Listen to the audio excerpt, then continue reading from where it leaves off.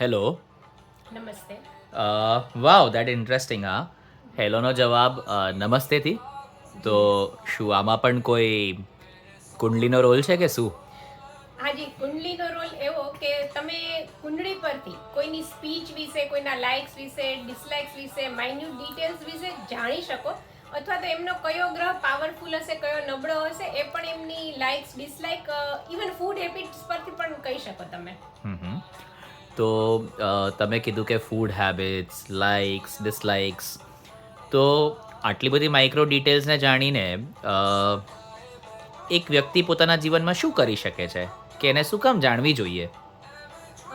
Micro details એવું છે કે ઘણી બધી માઇક્રો ડિટેલ્સ ભેગી થઈ એના ઉપર કામ કરી આપણે મેક્રો ડિટેલ્સમાં ફેરફાર લાવી શકીએ, અથવા તો માઇક્રો ડિટેલ્સ જ ભેગી થઈને મેક્રો ડિટેલ્સ બનતી હોય તો એની ઉપર આપણે કામ કરી શકીએ.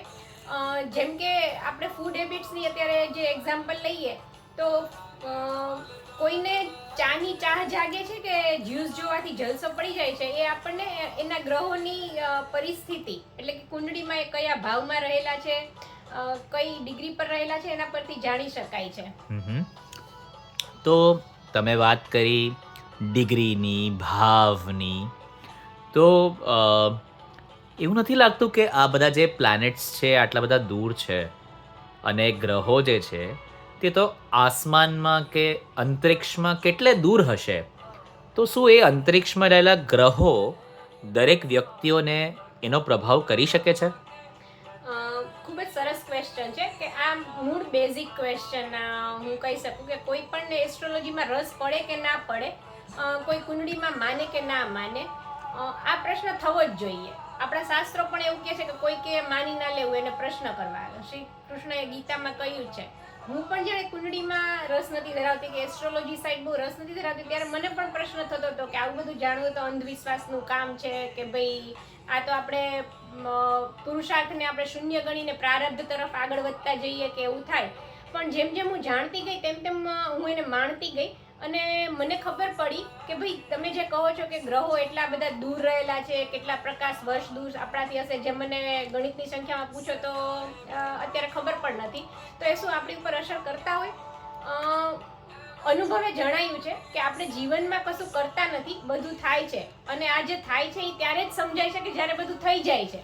એટલે આ છે ને એક દશા, અંતરદશા, મહાદશા આ બધી ચાલતી હોય એટલે આપણે ઘણીવાર એવું જોયું પણ હશે, તમે પણ જોયું હશે, મેં પણ જોયું છે આપણા જીવનકાળ દરમિયાન, કે ઘણીવાર કોઈ માણસની સાથે એવી અઘટિત ઘટના ઘટતી હોય છે ત્યારે આપણને એમ થાય છે કે યાર માણસ બહુ સારો હતો, એની સાથે કેમ આવું થયું? અને કોઈક વાર એવું થતું હોય છે કે યાર આ માણસ કેટલો નકામો છે, આપણી સાદી ભાષામાં કહીએ, પણ એની સાથે બધું સારું સારું જ થાય છે. તો આ બધી છે ગ્રહોની દશા ઉલટ પુલટ થતી હોય એના આધારે થતી હોય છે, એવું મારું માનવું છે.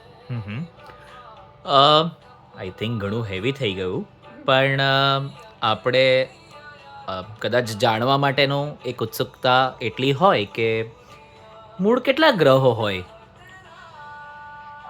આપણે જે કુંડળીની વાત કરીએ અથવા તો એસ્ટ્રોલોજીકલ જોઈએ તો કુલ 9 ગ્રહો ઉપર આખી એસ્ટ્રોલોજી બેઝડ છે, જેમાં 7 મુખ્ય ગ્રહ છે. સૂર્ય અને ચંદ્રને આપણે અહીંયા ગ્રહ તરીકે જ ગણતા હોઈએ છીએ. 7 મુખ્ય ગ્રહ છે પ્લસ 2 નોર્થ નોડ અને સાઉથ નોડ, એટલે કે ચંદ્રના પડછાયા છે, એનો ઉત્તરનો પડછાયો અને દક્ષિણનો પડછાયો, એટલે કે રાહુ અને કેતુ. આમ પહેલા એવું કહેવામાં આવે છે કે ભાઈ એની એસ્ટ્રોનોમિકલ બોડી નથી, પણ એસ્ટ્રોલોજીકલી એમને આ ચંદ્રના નોર્થ નોડ અને સાઉથ નોડ તરીકે ડિફાઇન કરેલા છે કે જે ચંદ્રની પડછાઈ આપે છે.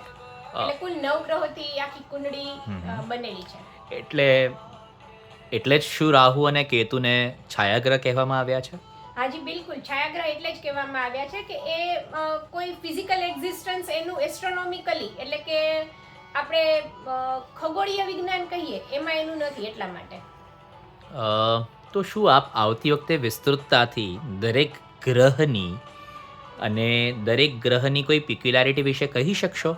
શ્યોર, આપણે નેક્સ્ટ વિડીયોમાં ગ્રહો, ઘરો, ભાવો અને રાશિઓ આ બધા વિશે થોડું થોડું જાણવા પ્રયત્ન કરીશું. Stay tune with me on light on લગ્ન.